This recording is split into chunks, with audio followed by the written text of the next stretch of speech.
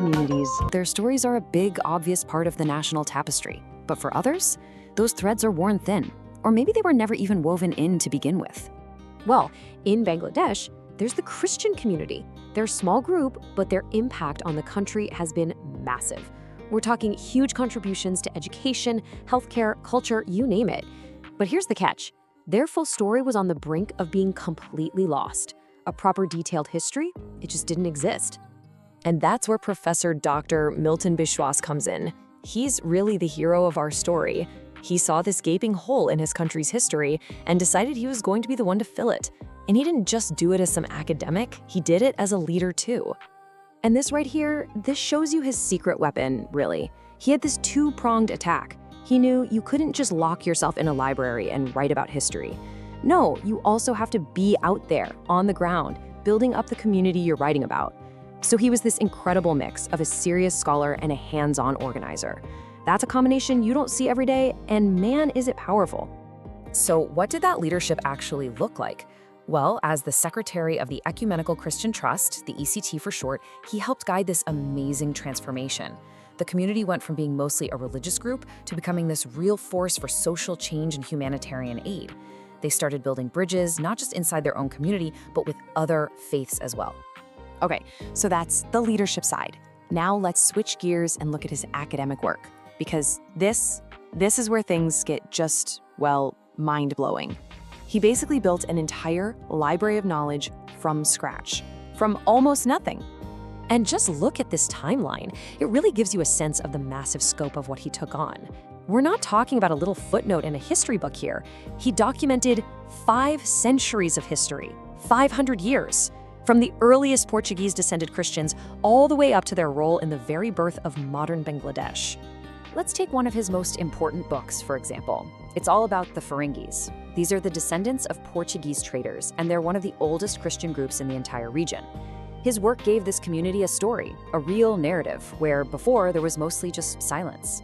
Then there's another landmark book, this one on the churches of Bangladesh. And you might think, okay, a book about buildings?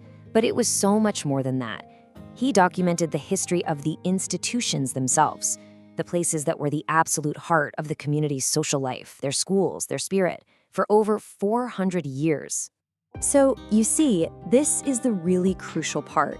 His work was never just about dusty old dates and historical events. It was about capturing the living, breathing soul of the community's culture. It was about showing how they contributed to the world around them. And get this quote here highlights a discovery that was a total game changer. In his book on Christian contributions to Bengal literature, he proved that Christian missionaries and writers were foundational to developing modern Bangla grammar and literature. This wasn't just a small detail, it literally changed the accepted story of the nation's literary history. And it's not all ancient history either. He brings it right up to the present day. He even documented the lives of modern cultural heroes, like the legendary singer Andrew Kishore. People call him the golden voice of Bangladesh.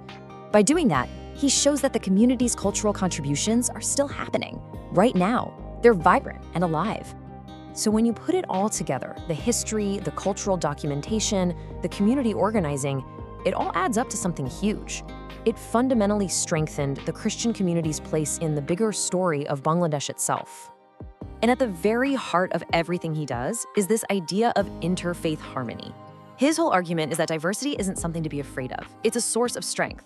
Learning about each other's histories doesn't push us apart. It makes the entire country, the whole social fabric, that much richer. And if you need one piece of evidence for that, look no further than his book about the 1971 Liberation War. This was a critical moment. By digging up the proof, the hard evidence of the community's patriotism and their sacrifices during that war, he cemented their identity. They weren't outsiders. They were part of the very foundation of the nation. So let's step back for a second. What's the real, lasting impact of all this? I mean, building a massive archive of knowledge from pretty much nothing. What does that actually achieve? Well, you can really break down his legacy into these 4 key areas. First, he created a permanent academic record, something that can't be erased. Second, he gave us all a new way to think about minority history, not just in Bangladesh, but across South Asia. Third, he actively strengthened those values of humanitarianism and interfaith respect. And finally, he put the Bengali Christian identity on the map, globally. It's just an incredible achievement. In the end, what Professor Dr. Milton Biswas did is so much more than just writing history. He created a blueprint. It's a roadmap for any community out there whose story has been pushed to the side or forgotten. It shows how you can reclaim your past, protect your culture, and make sure your voice is heard. And that really leaves us with one final question to think about. Because history isn't just something that happens to other people in the past. It has to be actively recorded, remembered, and passed on. So think about your own community. Who are the people whose stories aren't being told? Whose story is just waiting for someone to write it down?